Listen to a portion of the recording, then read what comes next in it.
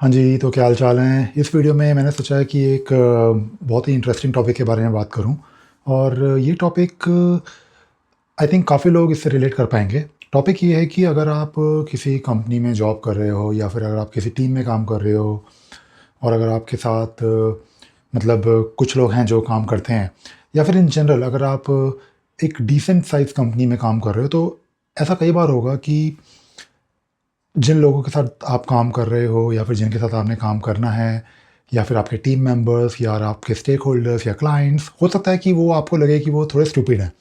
और मैं ये वर्ड्स इसलिए यूज़ कर रहा हूँ क्योंकि कई बार ऐसा होता है कि जिन लोगों के साथ आप काम करते हो, उनकी जो मतलब इंटेलिजेंस कह लो या एक्सपीरियंस कह लो या उनका एक्सपोज़र कह लो या फिर जो वो काम कर रहे हैं, वो या तो उस लायक नहीं होते या फिर उनको ज़बरदस्ती वो काम दे दिया जाता है या फिर किसी भी वजह से उनको वो काम अगर करने में दिक्कत आ रही है और उनको आई थिंक जितनी एक्सपेक्टेशंस होती हैं एक एम्प्लॉय से, एक टीम मेंबर से, वो उस लेवल पे अगर नहीं हैं, तो काफ़ी फ्रस्ट्रेटिंग हो जाता है, ऐसे लोगों के साथ काम करना।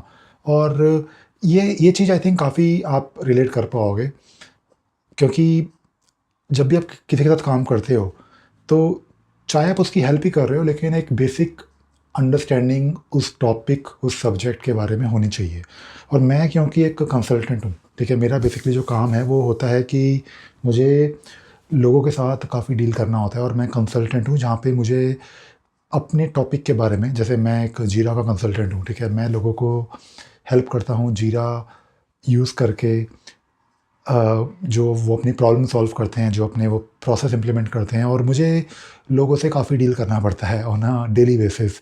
तो मेरे लिए काफ़ी कई बार फ्रस्ट्रेटिंग हो जाता है, बट मैं ये बताना चाह रहा था आपको इस वीडियो के अंदर कि अगर आपके साथ भी ऐसा हो रहा है, तो कुछ चीज़ें हैं जो आपको हमेशा अपने ध्यान में रखनी है। Number 1, be be patient with everyone. मतलब एक अगर आप थोड़ा-सा टाइम दोगे दूसरे यूज़र को जो भी जिसके साथ भी आप काम कर रहे हो और अगर आप उनकी बात को ध्यान से समझोगे, सुनोगे, तो चाहे वो आपको लगे कि हाँ, बहुत ज़्यादा स्लो है और आपके लेवल पे वो नहीं है, वो जो कन्वर्सेशन हो रही है, बट अगर आप टाइम दोगे उस दूसरे यूज़र को, तो हो सकता है कि 1 मीटिंग, 2 मीटिंग या कुछ टाइम बाद वो इम्प्रूवमेंट हो जाए, ठीक है? तो आपको हमेशा मतलब अपनी तरफ से तो पेशेंस बना के रखना है, ये तो एक नंबर 1 चीज़ है। दूसरा ये कि आपको गुस्सा नहीं करना।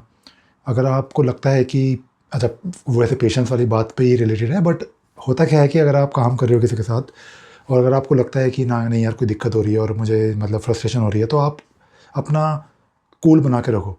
और इसमें मेरे पास कोई ऐसा सीक्रेट फ़ॉर्मूला नहीं है, ये विद टाइम ही आता है। कई बार ऐसा हो जाता है कि गुस्से में आप कोई ऐसी चीज़ बोल देते हो या कर देते हो जहाँ पे मतलब दिक्कत हो, बाद में आपको रियलाइज़ हो, तो आपको ऑब्वियसली अपना गुस्सा कंट्रोल में रखना है। इसके अलावा तीसरी चीज़ मैं आपको ये बोलूँगा कि don't feel arrogant about your skills. चाहे आप किसी भी लेवल पे हो और आप किसी भी कंपनी में हो, चाहे आपका 1 साल का एक्सपीरियंस है, 2 साल का एक्सपीरियंस है, 10 साल का है, 20 साल का, एक्सपीरियंस, स्किल, इंटेलिजेंस में बहुत सारे ऐसे लोग होंगे जिनसे आप थोड़े ज़्यादा होंगे, बट ऐसे बहुत सारे लोग होंगे जो आपसे ऊपर में होंगे। तो अगर आप अपना एरोगेंस जो है थोड़ा-सा कंट्रोल में रखो, मतलब उसको दिखाओ मत, ठीक है? मतलब you may feel something different, but ऐसा नहीं है कि आपको हर चीज़ इस तरह से बोलनी हो कि दूसरे वाले आदमी को या इंसान को वो बुरा लग जाए। तो ये आपको थोड़ा-सा ध्यान रखना है, ठीक है? और अ, जब भी आप मतलब ऐसे लोगों के साथ डील कर रहे होते हो ना, तो थोड़ा-सा नाइसली और अपने वर्ड्स को अच्छे से यूज़ करके, मतलब इन अ नाइस वे, मतलब डोंट साउंड टू रूड, आप उनको कम्युनिकेट कर दो कि जो आप मुझे बोल रहे हो या फिर जो आपका वे ऑफ वर्किंग है या फिर जो आप काम कर रहे हो, वो मुझे नहीं लगता कि शायद आप टाइम पे कर पाओगे, may be you need some help. तो ये सब चीज़ें हैं जो आपको थोड़ा-सा ध्यान रखनी है। प्लस मैं आपको ये भी फिर भी कहूँगा कि अगर आपको लगता है कि ज़्यादा फ्रस्ट्रेशन हो रही है और अगर आप टाइम भी दे दिया आपने, आप मतलब उस यूज़र की बात भी सुन रहे हो, तो एक लिमिट तक ही करना है। अगर आपको लगता है कि नहीं, that person is not capable, it could be your colleague और यूज़र, तो आप एस्केलेट कर दो। आप उसके मैनेजर को या अपने मैनेजर को बता दो कि भई मैंने काफ़ी टाइम तक ट्राई किया, बट मैं काम नहीं कर सकता, क्योंकि वो फीडबैक आपको देना पड़ेगा। उस फीडबैक को देने में आपको ये नहीं सोचना कि अगर मैं ऐसा बोल दूँगा तो कहीं ऐसा ना हो कि उसकी जॉब चली जाए या फिर उसके कुछ पॉइंट्स कम हो जाएँगे। ये बेसिकली आप उसके लिए भी अच्छा कर रहे हो। और मैं भी एक्सपेक्ट करता हूँ कि अगर कोई मेरे साथ काम कर रहा है तो वो अगर मुझे फीडबैक दे मेरे काम को लेके, मेरे वे ऑफ वर्किंग को लेके, तो आई थिंक वो एक in a good way it will help me, it will help them.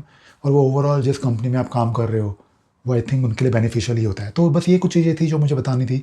और स्पेशली ये सब चीज़ें जो होती हैं ये मैनेजर्स को बतानी होती हैं अपने टीम मेंबर्स को। बेसिकली जब आप कहीं पे काम करते हो किसी कंपनी में, तो सिर्फ आपकी स्किल्स ही नहीं होती जो मैटर करती हैं, आपका एक्सपीरियंस और आप किस तरीके से काम करते हो, आपका एटीट्यूड, आपका जो जो आपकी अप्रोच है वो ज़्यादा मैटर करती है।